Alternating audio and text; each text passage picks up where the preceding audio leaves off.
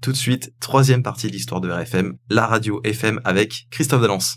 Des ondes vocastes, les archives. On continue notre série sur l'histoire de RFM, toujours avec Christophe. Nous allons parler des débuts de RFM et ensuite de la période de brouillage. Alors après 423 jours de brouillage, RFM est de nouveau autorisé à émettre. Mais comme tu disais, la radio couleur n'en sort pas indemne de son combat. Non, on est en 1985, donc cette fois, la publicité est autorisée. Alors, il y a eu un plan de fréquence, des radios qui ont été dérogées, d'autres non. Donc, on a un peu nettoyé la bande FM, quoi. Hein. Là, c'est à peu près propre. Il reste encore quelques radios pirates, mais vraiment, bon, voilà, c'est vraiment la fin. Ah non, c'est pas n'importe qui peut créer sa radio. C'est non, ça voilà, c'est ça. Donc, chaque radio est autorisée sur une fréquence. On a même plusieurs radios sur une seule fréquence. Enfin bon, voilà, tout est contrôlé par l'État. La publicité est autorisée et on a un nombre de radios qui fonctionnent plutôt bien, hein, comme Énergie notamment, qui fonctionne même très très bien. Et puis RFM qui reste quand même un peu à la traîne parce que on est dans cette période de l'histoire de la bande FM où on se développe en réseau. Bien sûr. Et donc RFM rachète un réseau qui s'appelle CFM. En 86, ouais. Voilà, en 1986. Puis après, il y a une espèce d'embrouille où le réseau, en fait, c'est des franchisés. Le réseau CFM s'oriente vers une autre radio qui s'appelle Kiss FM. Donc, du coup, RFM se retrouve avec... pratiquement plus aucun émetteur en France. Et perd des fréquences. Fréquences, voilà. Je crois il leur reste à l'époque 35 fréquences en France, ce qui est très peu pendant que Énergie se développe à vue d'œil, le réseau Kiss FM qui se développe également. Et du coup, Patrick Meyer, au bout d'un moment, s'est dit, bon, bah, moi, je jette l'éponge. Alors, pas complètement, parce que il garde quand même une grosse part hein, du capital de RFM. Je crois qu'il y a 35% qui part chez les Anglais, 35% chez Patrick Meyer, et puis les 30% restants, c'est une banque, genre le Crédit Mutuel. D'accord. Mais ça reste, voilà, c'est les Anglais qui prennent le contrôle de la radio. Alors, pas n'importe lesquels, hein, parce que c'était le premier grand groupe de radio britannique qui s'installe donc à la direction de RFM. Et puis Patrick Meyer, au bout d'un moment, va lâcher complètement l'affaire. Alors ce grand groupe, c'est Crown Communications. Exactement, Crown Communication. Qui est un grand groupe en fait britannique. Oui, premier grand groupe de médias britanniques anglais. Et à la tête de ce groupe, on a Andrew Manderstam, qui devient donc le nouveau PDG de RFM. Alors j'ai lu une anecdote comme quoi, en fait, quand il est devenu PDG, il s'est adressé aux salariés en anglais. C'est ça ? Oui, c'est ça.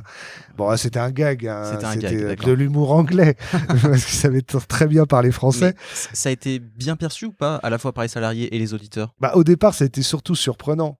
Et puis moyennement bien perçu par les auditeurs, parce que est arrivée une pléiade de stars. Ah oui, alors je vois à l'été 1989, RFM, donc qui devient la radio FM.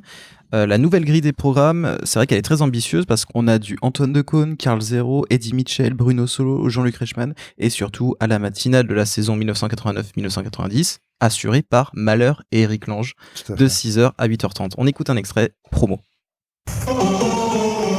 Quand la vie vous balade de galère en galère, quand les matins dérapent, poussent et crachotent, ayez le réflexe RFM. Ouais, puis il faut regarder le journal de 20h pour savoir le temps qu'il va faire cet après-midi, quoi. Ouais, on verra ça demain.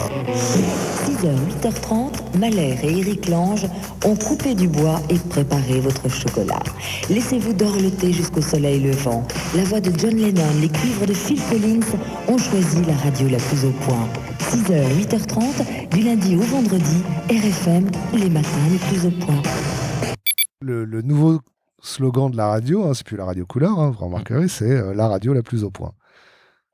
Et toi, tu écoutais du coup ce nouveau RFM, toi qui étais fan à l'époque ? Oui, j'écoutais. Alors, déjà, je trouvais qu'il y avait plus cette authenticité qu'on avait pu vivre avec toute l'histoire mouvementée des débuts de RFM. Là, on était vraiment sur un programme ultra formaté, ultra commercial. Le format musical avait évolué également, donc on était sur une radio de tube. On découvrait plus rien. C'était une radio. C'était du soft rock, c'est ça ? Oui, c'est ça. C'était du pop rock gentillet. Ce qu'on a aujourd'hui sur RTL2 ? C'est ça, c'est une espèce de mélange entre RTL2 et puis RFM actuel, quoi. Les nostalgiques se souviendront sûrement de Babubi Bobu sur RFM avec Antoine Decaune et Monsieur Albert. Bon, moins poétique bien que tout aussi aérien, ce message enregistré à bord d'un avion. Écoutez, 45 06 46 20, j'écoute. Bonsoir, et oui, on reçoit votre sale émission jusque dans les avions. Ici, tout va bien à bord. Veuillez attacher vos ceintures et vos bretelles. Nous rappelons également aux dames que les pipes sont interdites durant le vol. Nous demandons également aux passagers Rémi Laurent de suspendre son ravitaillement en vol. En espérant que le voyage se déroule dans les meilleures conditions, malgré Babubi Bobu, donc en direct de l'avion, par la compagnie RFM Sylvain à Toulon.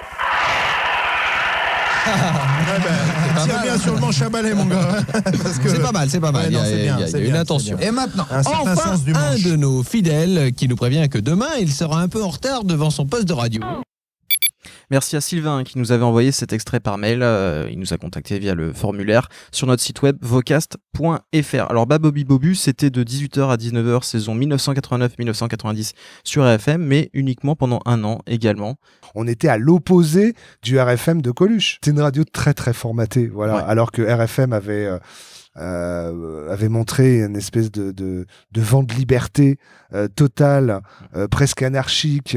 On s'impose avec un émetteur ultra puissant, on fait de la pub, on emmerde tout le monde. On arrive sur une radio ultra cadré, propre, mais cadré, formaté, très écrit, plus aucune spontanéité. Et donc, du coup, forcément, les auditeurs ont abandonné la radio. Donc, plus cette période de brouillage qui a fait que d'autres radios ont émergé entre-temps. Bon, alors sinon, en janvier 1991, la commercialisation des espaces publicitaires de RFM est confiée à la Régie d'Europe 1. Déjà, les Anglais ont décidé de se retirer du projet RFM, qui n'avançait pas, entre les fréquences qui n'arrivaient pas, qui n'étaient pas attribuées, les sondages qui étaient au plus bas. Je crois qu'on était à même pas 1.5 sur le Natio. Donc les Anglais ont décidé de repartir sur leur île.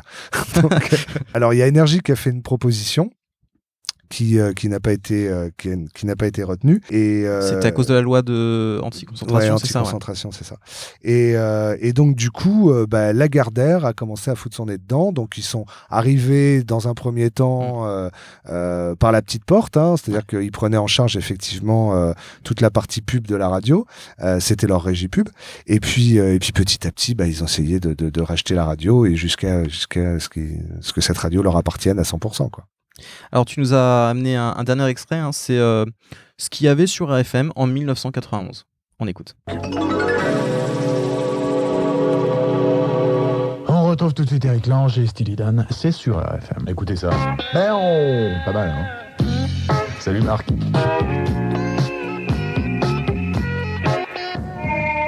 Sur le 3615 RFM, découvrez les multiples facettes de votre personnalité. Le sens de votre prénom, l'analyse de votre écriture. RFM Rock.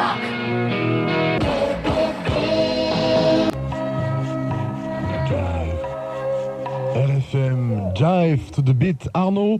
Et puis au-dessus, Kate Bush. C'était un peu plus calme que tout à l'heure. Depuis Mick Jagger, on a fermé les vannes, comme on dit. Ça tombe bien, tiens, on va faire un petit bonjour à Vannes, dans le Nord. Vannes, là-bas, on nous écoute sur 102.3. Donc bonjour à tous les gens du Nord de la France, à tous les autres également. Il est 2h32 sur RFM. Voici Mr. Big.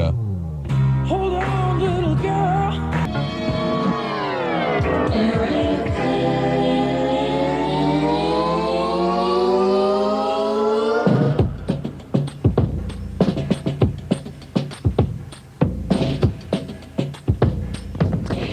RFM, 14h13, mode d'emploi pour se séparer en bon terme si c'est possible. Bientôt on achètera une rupture en kit, vous allez voir. C'était Paul Simon, 50 Ways to Leave Your Lover.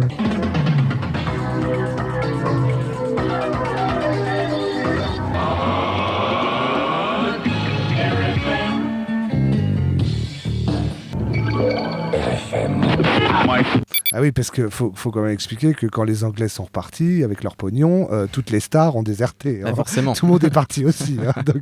Donc on s'est retrouvé en fait avec un espèce de format Music and News. On revenait sur la formule Music and News avec des animateurs toute la journée, des animateurs de flux.